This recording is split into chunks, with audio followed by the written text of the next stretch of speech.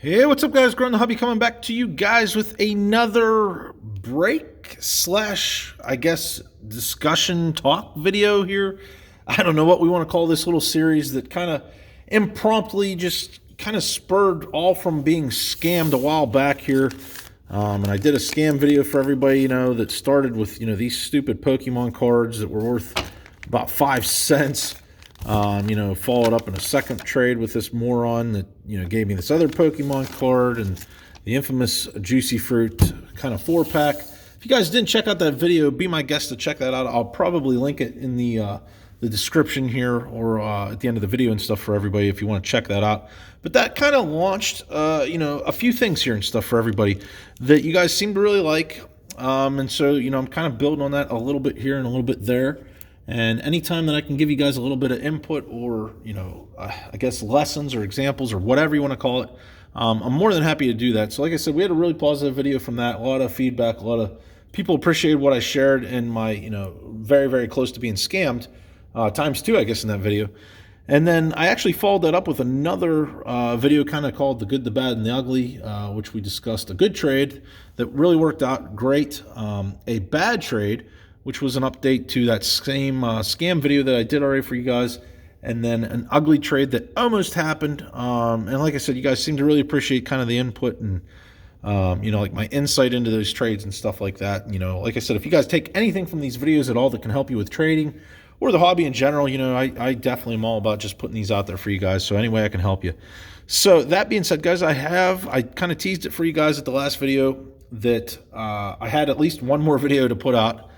And I do. I have this video that we're doing here today with another story, and as a matter of fact, there's going to be even one more story. I don't know if there's going to be more than that or not. I almost hope not, but, at the same time, it does make for some interesting stuff. I like the discussions and stuff like that. But anyway, guys, yeah, I teased you this was a almost potentially huge blunder, and we're going to talk about that trade today that almost happened. And same thing as the last video, guys. I don't want this to be like dead kind of like space with nothing going on here. I know you got my hands dancing here and stuff like that, but I figured let's break something. In the last video, we did 2021 extended series, a blaster box of that, so you guys had some cards to look at as we talked. Today, I figured let's go baseball route and throw it back. We're going to do a couple of these retail fat pack hanger packs of 1987 tops. See if we can come across perhaps a Barry Bonds rookie. That's who I would be hunting. But also, you can find nice Bo Jackson, a rookie card in here as well. But yeah, we got two of these bad boys here. We're going to kind of go a little bit slow going through the cards, not really talk about the cards unless we hit on one of those big ones. But the idea is just so you guys have something to see here as we're kind of talking about this trade that almost happened. So let me start by saying this, guys. The two cards in the background there displayed today, both are very pertinent to this video. So I like to balance out the bad with something good if I can every time. So let's start with the good, and then we'll get into the bad, because the good story is unfortunately much shorter, but it is a good story nonetheless. So the good is I did complete a recent trade with a viewer from the channel. I am not going to name him on here because I don't know if he wants his username shared or anything like that. He approached me about a trade, and we were able to kind of come to terms on a couple of cards. I sent him back, and this was kind of my main return back here. So we got the Breadman, Artemi Panarin, a nice little rookie patch auto from Premier. So that's 15-16, obviously. That's a 375. Nice little patch right there. And obviously, that's a nice on-card auto. Do like that card a lot. I'm not sure if I want to keep that in the PC or if I'm going to move it at this point to put towards bigger cards. But it's definitely a nice one that I'm, at the very least, going to pass through my PC. Whether I keep it or not, like I said, is yet to be determined. But, yeah, that was the good, guys. So that really worked out. No qualms at all. And it's definitely, like I said, if that viewer is watching this video, I would definitely trade with you again. Definitely appreciate you, buddy. So, yeah, that's the good, guys. Now, the bad. The bad directly pertains to that Jordan rookie card in the background, well, along the lines of that. So, as I get into cutting this open here, we're going to talk about this. So, the card in question that I attempted to acquire was kind of one of the big boys that I've had on my sites here for some time. Because I kind of have a list of about 10 cards that I'm looking that are really, really big cards, to be honest, guys. I'm trying to cut down a lot of my collection, a lot of like fine tuning along the way and stuff like that. I'm selling some things off too, just to be able to get some of these big cards I've always wanted to have. And I mean, quite honestly, if I'm being very honest, the biggest card I've always wanted, I want to get that 52 Mantle. And roughly like a good example PSA 1 and stuff, that would be kind of the dream card. I mean, there's definitely some other big cards. I got about 10 cards that are really, really big cards that I'm looking for, and we're talking, definitely over 5,000, if not 10,000 value on each of the cards. But anyway, guys, enough of that blabbing. Let's get to the trade. So the trade was for the 86 Fleer Michael Jordan, which is his rookie card, not the sticker, the regular one. And I will show you guys this real quick. I want to pull this in 1 second, just so that everybody's familiar. I'm sure most of you are. But this is my PSA 5 86 Fleer Michael Jordan rookie card, and this is absolutely official and stuff like that. New label from PSA and stuff. That's very, very important. And, a really, really good example, quite honestly. It's one that I've been advised to actually potentially crack and send in for regrading and stuff, because it some different LCSs and stuff and some appraisers, they all kind of feel that this might get a 7. I'm not sure. I know it's got a soft bottom corner and stuff like that, but anyway, that's besides the point, guys. So I have this PSA 5 Jordan rookie card. I've had it in my PC for some time now. That's one of the cards I was actually looking to upgrade. So I wanted to get a PSA 9 Michael Jordan rookie card. And a PSA 10 is just, I know that one's out of my realm, but a PSA 9, I'm like, you know what, that would be a nice goal, a nice one to have. So a PSA 9, at least at the recording of this video, they sell for anywhere from roughly $20,000 to $25,000 on eBay. And so, that being said, I did come across somebody that was interested in either selling or trading or whatever, through Instagram. And this guy had a reputable profile, somewhat, I would say, at least compared to, some past ones here. This guy had about 1,000 followers, and I think 137 posts, if my memory serves me correctly. And I kind of jotted down some little notes here to help everybody. But anyway, it looked reputable. He's got, some cards posted, things like that. And anyway, the card that he had posted was, and again, I'm going to pull this in because I want to show you this. This is kind of important. I don't have his exact card, obviously, in front of me, but he had the same exact Jordan. Now, the main difference is, again, it was a PSA 9. Now, with the labeling with PSA, it did not have that new kind of seal there that I'm covering right there in the center of the card, that lighthouse technology, I think it's called, or whatever. It did not have that. It was the older style label. Okay, so essentially you're looking at a label like this, except, it looked even older, like a little bit more, beat up and stuff. Because the earlier labels, they kind of looked like that. They're not as crisp and stuff like that from PSA as these ones are now. So that's very important to throw that out there. So this guy is a PSA 9. He actually had it listed on eBay and everything else, and he was asking, I want to say, oh my gosh, what was he asking? I think he was asking about $22,000 or $25,000. I honestly can't even remember, or best offer, something like that. So, I had asked him flat out. I said, are you interested in a trade? And he said, well, it depends. What do you have to offer? And I said, you know what? I'm not even going to go back and forth and just lowball this guy. Not that I normally do that, but, I try to start at like a medium ground with people I don't know, just so I have some leeway to be able to negotiate, because I'm sure they're going to want more. And, I know that, so I'm prepared to go up a little bit normally with people I don't know. So anyway, I was going to start low, but I'm like, nope, you know what? I want this card. I'm just going to throw the works at this guy, so it's not a back and forth thing. We're not wasting days on trying to figure out this trade. So I went through what I was willing to offer, and I will tell you guys the exact trade proposal. So it was hefty. It really was. But I think it was very fair for both him and me. And so the exact trade was going to be and I don't have these cards in front of me. I guess I could have showed you these. You've seen them on the channel before, but, these are big cards. You guys know these are big cards. So I offered him my PSA 9 Topps Chrome LeBron James rookie card, my PSA 9 regular Topps LeBron James rookie card, that PSA 5 Michael Jordan rookie card in the background, so he had a PSA 5 Jordan coming back to him, a PSA 9 2000 Upper Deck graded Tom Brady rookie card out of 1,325. You guys know this is a difficult one for me, but, I'm having to make some sacrifices here if I want these bigger cards. My PSA 10 2016 first Bowman Chrome Pete Alonso orange refractor out of 25, and $3,000 cash. Okay, so I came at him with the guns a-blazing, guys. I really did. I said, I'll go all out, so that I could kind of, really just have this guy there and stuff. So he sends me a message back. He says, you piqued my interest. And then he noticed that I was actually selling what was it? The Don Russ Optic rated rookie pink parallel of Justin Herbert. His rated rookie pink parallel, for a couple $100 or whatever it was. And he says, if you add that card in, it's a deal. And I replied back, I said, done. And he says, okay. And he says, how do you want to do this and stuff? And I said, have you ever traded before? And he says, only once and stuff like that, but, no issues or anything like that. And I said, okay, no problem. And I, quite honestly, that maybe should have been red flagged to me there as well, with only one apparently completed trade. But again, I felt comfortable with the guy having 1,000 followers, and, a bunch of posts and stuff like that. And there we go. How about that, guys? A nice Barry Bonds rookie card. Sorry to interject, but that is, trying to get that to focus. There we go. I know it's off center and stuff like that, but who honestly cares? Let's do it like that. There we go. Look at that, baby. Nice Barry Bonds rookie card. That's a very nice one for the PC. Love Barry Bonds. Again, it's off center. Not going to have tremendous value, but it's definitely a cool one. So, yeah, it's kind of the main guy I was hunting for today, so that's nice. But yeah, back to the story, guys. So I felt fairly comfortable with him, other than the fact that he only done one trade before.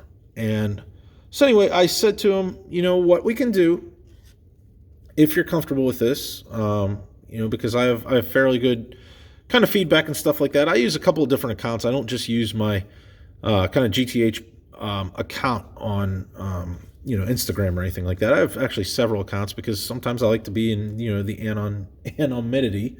And, not, have people know me, that it's me from the channel or this and that and stuff like that. So I have a few different ones out there, and I have very good feedback on everything. I literally never have negative feedback ever. And, I kind of take pride in that. So anyway, from a different account and stuff like that, I said, here's what we can do. I have very good feedback, good reputation on here and stuff like that. What I would propose is, how about, since I have 3,000 cash coming your way, would you be okay if I PayPal'd you the $3,000 goods and services? I type up, the payment, or otherwise you can send me the invoice, but he wanted me to send it to him, and I said, that's fine. I said, I will type in the payment with you through goods and services to get a little bit of protection, because heads up, guys, if you do friends and family, that's zero fees to the person receiving the money. However, you're not covered by anything because you have nothing to fall back on. It's basically a gift. You only do that with people you trust. So goods and services gets you, the buyer's protection, stuff like that. The seller has to pay 3%, roughly in fees off of whatever the transaction is. But anyway, so I said, okay, I'll type up a goods and services transaction thing here for $3,000. Send that payment over, and in the payment, I will type out our exact trade in the narrative. So I will list out all the cards you're getting, and I will list the card with the PSA serial number, that I should be having coming back. That way we're kind of both covered. It's a little bit of a legal document and stuff like that. And then from that point, I will pay you the $3,000. And then since you have that, and we kind of have that written contract, how about you send me the Jordan, and then as soon as I receive it, I will send you, the other part of the trade and stuff, which are all your cards and stuff like that. And he says, sounds great and stuff like that. Here's my PayPal email address. Go ahead and send it over. I'll let you know when I have it, and I can mail tomorrow. I said, okay. Everything sounded good. And before I sent it, and this is definitely a lesson to go with, guys. Go with your gut. Go with your gut instincts and stuff like that, because that's what happened with me. So I typed out the entire thing, the entire payment. I went all through PayPal. It's all ready to go, guys. I have the $3,000. The entire thing's typed out. It's literally at the last step where it says, click to send money. And before I do that, I'm like, you know what? I want to look at this card one more time. So I still look at his eBay kind of auction stuff where the card's up and stuff. And I look, because like I said, the label really spooked me that it didn't have, I get that you're going to have the older cards that don't have kind of this technology from PSA. It is what it is with the older cards. But, it not having that really just made me kind of do a double take. So what I did was I looked at the cert number. And I'll tell you guys the cert number because honestly, let's do some transparency here. So the cert number was 140-0615. And now the first thing I did, I have a PSA kind of portfolio that I keep all my PSA cards kind of logged into. I use the PSA app and stuff like that. And one of the things you can do there is you can add a card by, either scanning it, manually type it in, or the cert number.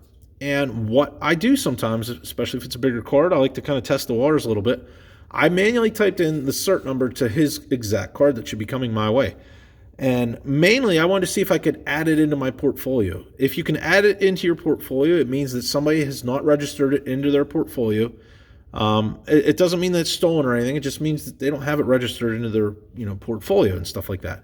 It's kind of like a trail of the ownership. So I entered this cert in, and it let me add it into my portfolio. So that told me right there, this guy does not have it registered into a PSA portfolio under his name or anything like that, which would have been a nice fallback to go through to try to do some verification that he has this card, he's the owner, all that stuff like that. So he doesn't have that. Puts it in my portfolio, so then I just go ahead and I remove it because I don't want to take ownership of a card I don't own. So I delete it from there. The next thing I do, and this is all before I'm messaging this guy back or making a payment or anything, I then go to PSA's website. You can do a cert search and do a history on a card. So I type in that cert number, do a search of the history of it. And so here's the thing, guys. This is weird, and I'm going to tell you guys. The trade date of this was January 29th. It was a Saturday night, January 29th, 2022, so not that long ago.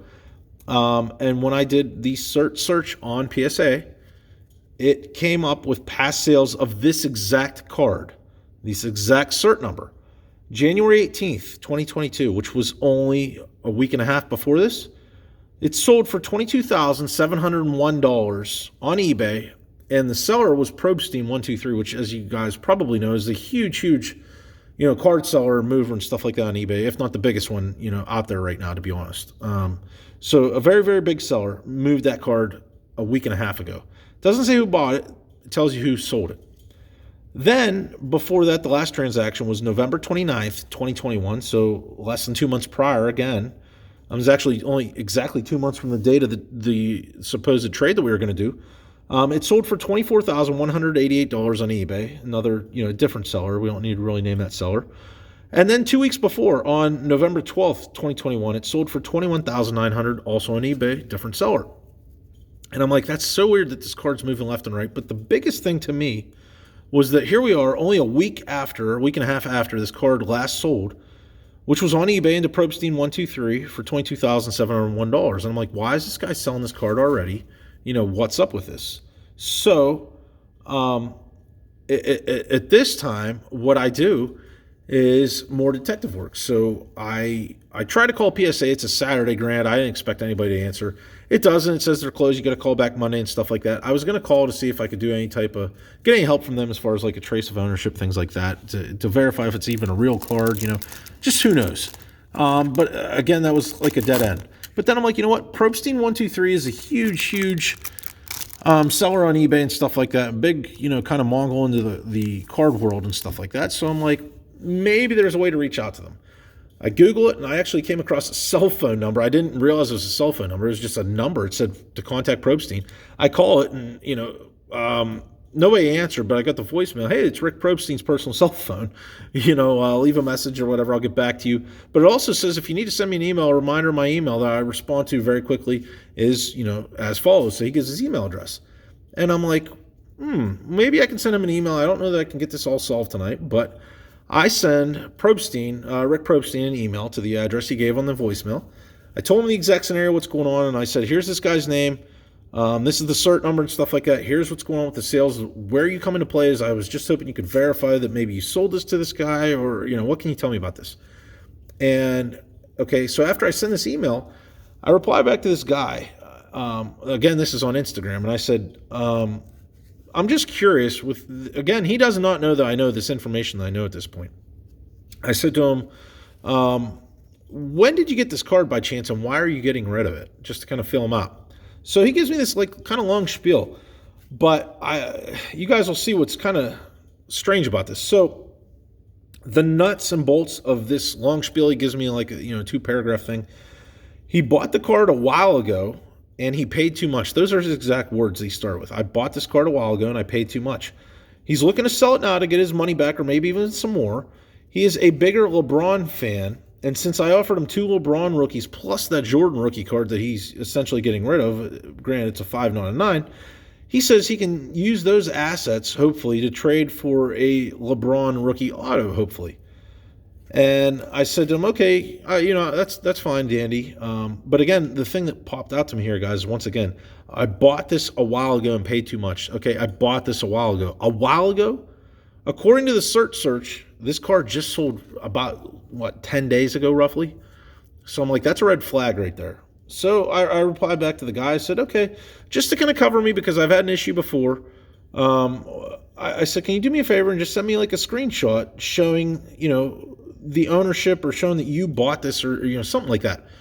So he says, yeah, no problem. Here you go. He sends me a screenshot of a generic eBay sale, okay, where it does not show the buyer. It does not show the date. It shows his card with the cert number. It shows a sale price, okay, and that's it.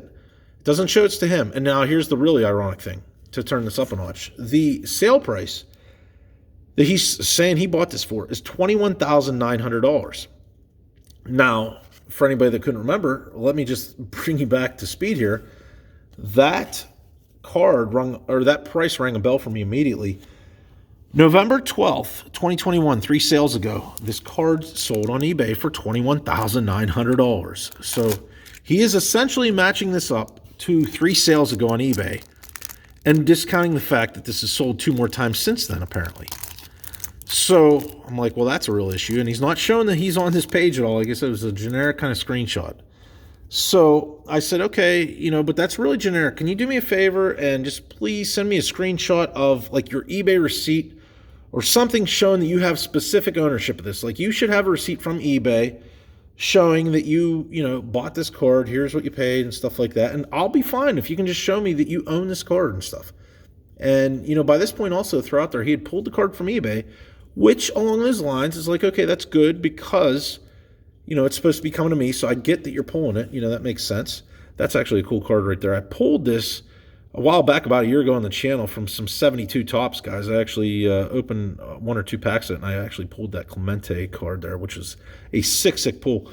But yeah, anyway, so this guy then goes ahead and he says, okay, here's another screenshot. He sends me a screenshot, and immediately before I can even open it, he sends me a narrative below and says, sorry, but this is what it shows me. I don't know what's going on. I open the screenshot, and all it is a black screen at the top of it, and like white print, it just says error, unable to open.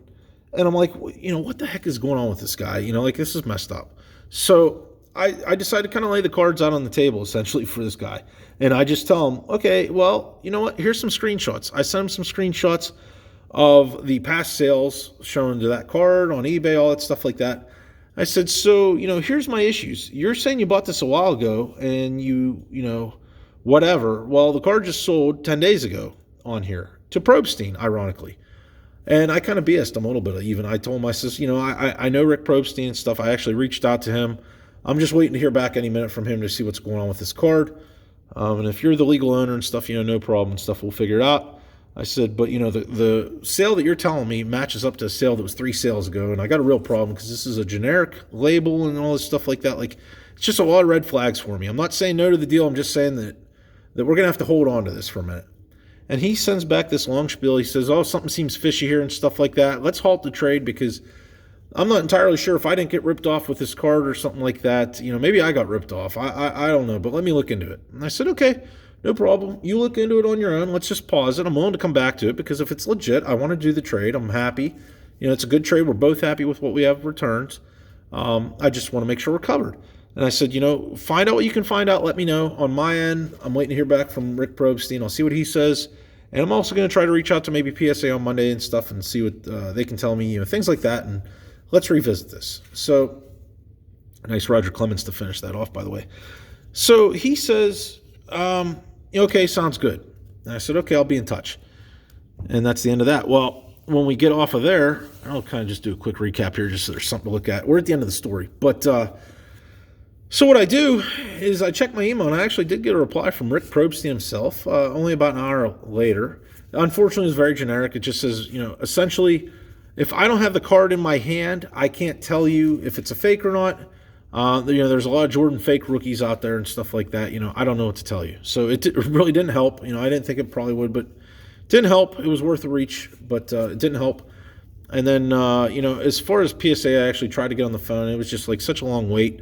I couldn't get a hold of them. It's still kind of on the back burner. I want to reach out to them to see if there's safe practices with verifying a card, things like that, if they can help out.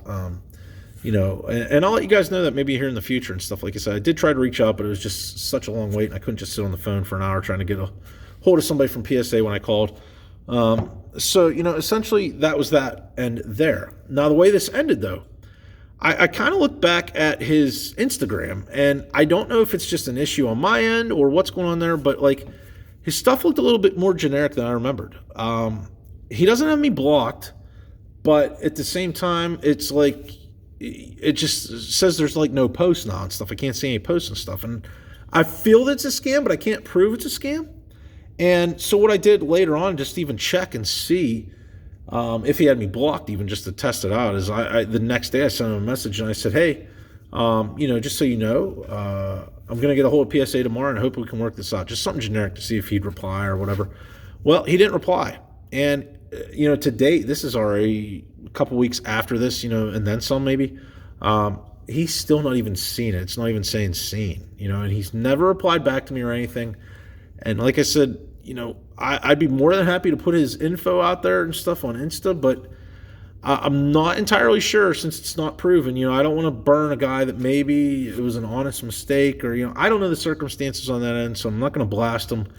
There was officially no actual scam that kind of went through or nothing got actually exchanged or anything like that. But it was a very cautionary tale, and I hope you guys maybe could take like something out of this, or, a couple of things and stuff, maybe use some of the pointers that I did. Trying to do like a little bit of sleuth work there in the background before I pulled the trigger. And I'm glad I did, because in all honesty, I probably may have got that card, but maybe it was a fake card. I don't know. Or maybe I wouldn't have got the card at all. I have no idea, because like I said, it was just too shady, too fishy for me to follow through on. I'm glad I didn't do it.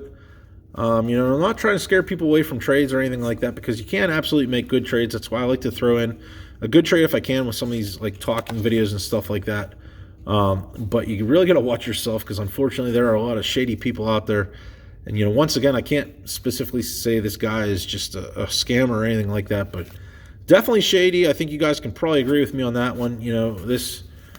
This guy, I don't know, and go with your gut. Like I said, guys, I went with my gut, and I'm glad I did, and did a lot of digging. And like I said, if you're trading for a PSA card, do those things I told you guys about.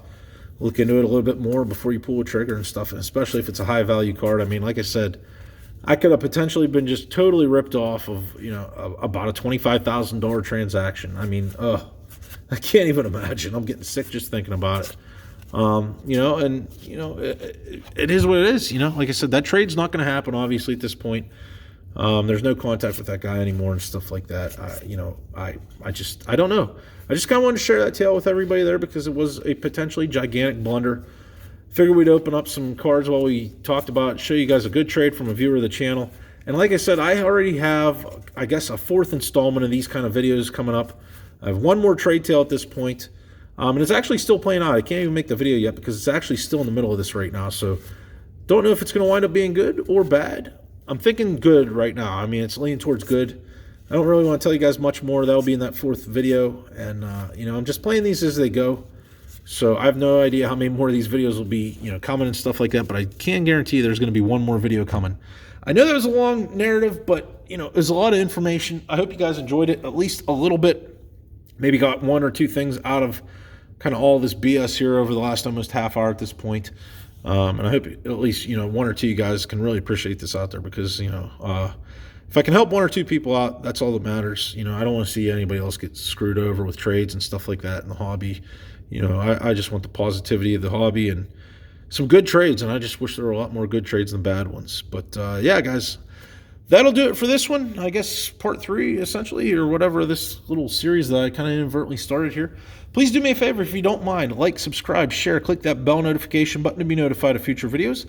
Lots more of them coming to you guys. As always, in the description below, you can find my email address, mailing address, and Instagram handle. Other than that, have a great day, a great night wherever y'all are at, and we will see you next time.